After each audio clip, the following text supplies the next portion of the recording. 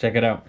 Hard drive, hard drive, hard drive, hard drive, hard drive, hard drive.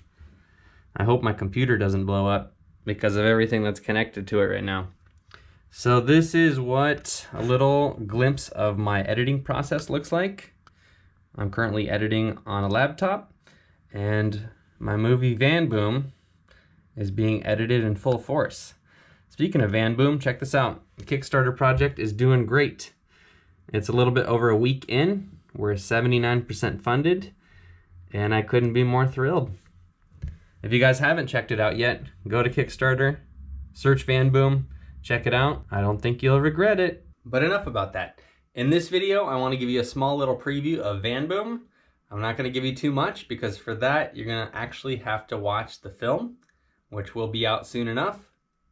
That being said, a tiny little sneak peek couldn't hurt. So this summer, while interviewing lots of people, patterns started emerging. And one of those patterns was this idea that van life leaves a smaller carbon footprint. A lot of the folks that I talked to brought up this idea that by living in a van, their impact on the earth is much smaller because they don't own a house, they don't constantly consume resources, they use less water, they use less electricity, they generally consume less, they buy less things because they have less room. And so that seemed to be a very important factor that many folks considered when they were making that decision to move from a house into a van. What do you guys think? Do you think that living in a van makes for a smaller carbon footprint? Leave me a comment below because I'm curious to hear your thoughts. And on that note, I want to introduce you to my friend Kathleen Morton. She runs a blog called Tiny House, Tiny Footprint. And here's what she thinks about living in a van and how that makes for a smaller carbon footprint. I'm Kathleen Morton, and I'm the founder of Tiny House, Tiny Footprint.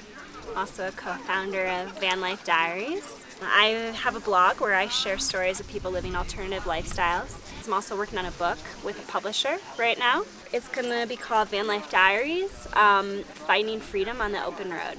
This is a 1987 Toyota van, and we've been together for almost a year. I've had some short-term fling vans before that, and our relationship kind of fizzled out after all the breakdowns that we've gone through. This is now my third van, and I've been living small in some way for about 3 or 4 years.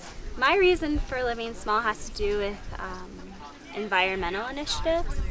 I want to reduce my environmental footprint, and I felt that when I was living in the city, I had a hard time conceptualizing how much I was using.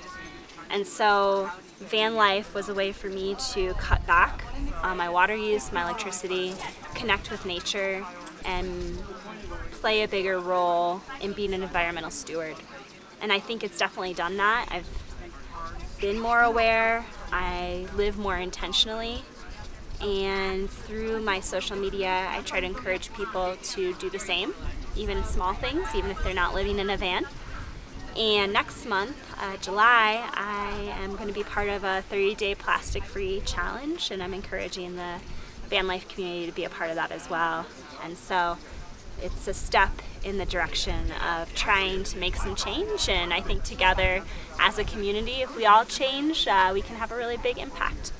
So I think van life is booming because people see the need to be free, and van life is a way for people to travel and also experience the world. And because more jobs are shifting to remote work, I think it's becoming easier for people to work on the road and not be attached to a house and an office job. And I think rent is becoming so high that some people can't afford to live in cities. So this is an affordable housing solution for a lot of people. There's a lot of vehicles out there for different types of travel, so I think that there's just, a lot of reasons why people are moving in this direction, and I think it's just going to continue to grow over time, and I think we are going to see more tiny house communities and more van life gatherings and more ways to allow van lifers to be more acceptable.